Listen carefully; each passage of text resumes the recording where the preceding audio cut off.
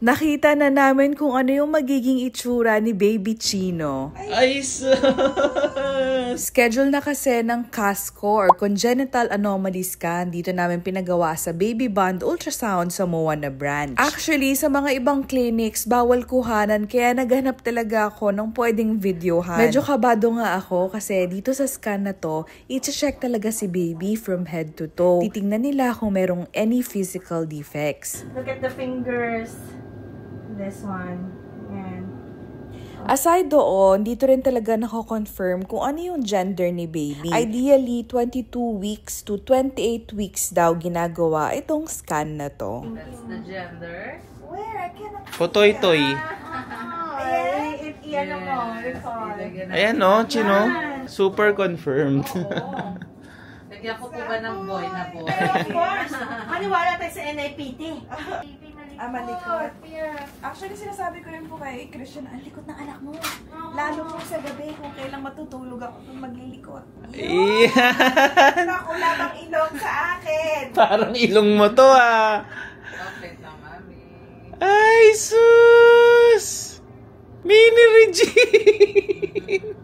Parang kamukha ni Mami. Pinaside nga pala ako nito kasi nung nakatihaya, hindi masyado makita yung face ni baby kasi nga naka-cover yung arms niya. Stress agad na nakaw. Stress.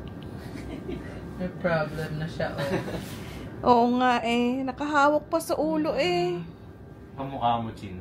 I know, right? Salamat. Is ng lips. Daddy, sino kamukha? Ako yun. Ay, sis. Nung nakaharap si baby, initially, ang tingin namin is kamukha ko kasi nga because of the nose. Kaso, nung tumagilid siya, parang kamukha niya na si Daddy Christian. Actually, ganyan yung itsura ni Kitty, yung newborn pa siya. Lakas na talaga ng dugo ng daddy. Paano? Christine Angelo na. Christian Angelo, ulit. Halos makikita mo na yung ano yung talaga itsura niya. Oh? Ayan na po yan. Yan na yan. Tataba na lang siya. Aww. Cute ng chin niya. Pero ayan na yan. Aww. Nilalaro mo dyan? Ay, no. Sinusundot ni Hello, baby. Mami. May ganun pa pala, no? May HD, ano pa. Pero sa HD po is ano lang siya, photos lang siya. So Photos, kailangan kapag kinapture natin siya, hindi malikot si baby para hindi mag-distort yung picture. Tama. Isa pa pala sa natuwa kami is ang patient nila kapag meron kaming i-ask na question tulad nun. Kaya mga mommies, kung naghahanap din kayo ng place kung saan kayo pwede magpa-scan, na pwedeng videohan, and super friendly and accommodating ng mga staff and doctors, check nyo na lang ang Baby Bond Ultrasound. Meron silang branch sa MOA and SM North EDSA. Ayun lamang, abaw. Legit nga daw ba to kasi tinry daw nila sa mister niya and meron daw narinig and nakita na number. Hindi lang po kasi ang heartbeat ni baby ang naririnig dito. Pati rin yung mommy or in your case, si daddy, naririnig yung heartbeat. So, paano ba natin ma-determine alin yung kay mommy or kay baby? So, kapag yung heartbeat is below 100 plus, that's your heartbeat, si mommy or si daddy. Tapos, kapag na 110 to 160, kay baby yon. So, doon natin ma-check which is which. Anyway, sa mga gusto rin mag-try, ilalagay ko na lang sa yellow basket. Wow! Dahil 6 months na tayo, medyo bumibigat na talaga itong tummy natin. Kaya gumagamit na ako nitong support. Pag alam kong medyo maglalakad-lakad ako, sa loob ko siya sinusuot. Pero, for the purpose of the demo, dito na lang muna siya sa labas. So, isang strap na mas manipis sa ilalim. Kasi itong bigger strap is yung back support. There, i-velcro mo siya pag ganyan. Para siyang nililift yung tummy mo. Ganyan. So, less mabigat yung feeling. Meron pang isa. May isa pa siyang kasamang smaller strap. Yung iba nilalagay dito, pag ganyan. Although ako, personally, hindi ko na ito masyado ginagamit. Ito lang back and lower tummy support. Ayan. So, ilalagay ko na lang sa yellow basket. Abaw! May bago tayong stuffed toy! Nagpadala ang Tiny Buds ng gifts nila for baby Chino. So tara, isa-isahin natin. Kingsley yung pangalan ng bago nating Tiny Buds na stuffed toy. Ooh, what's this? How cute! Hooded towel! Dami yung girl. Okay? May snack box! Super cute! There you go. How cute! Maliit lang talaga, pang snack lang siya.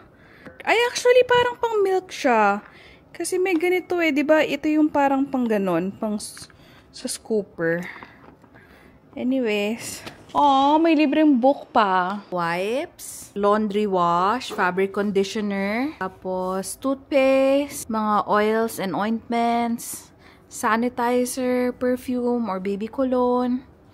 Mga stuffed toys collection natin over the years. So, diba? From PR kits and orders. Bag. Para dun sa mga oils and ointments. Different types of toothbrush or chew brushes. Pang iba-ibang age ni baby. Cotton buds. Cotton pads. Itong nasa baba. Cotton balls. Tapos ito.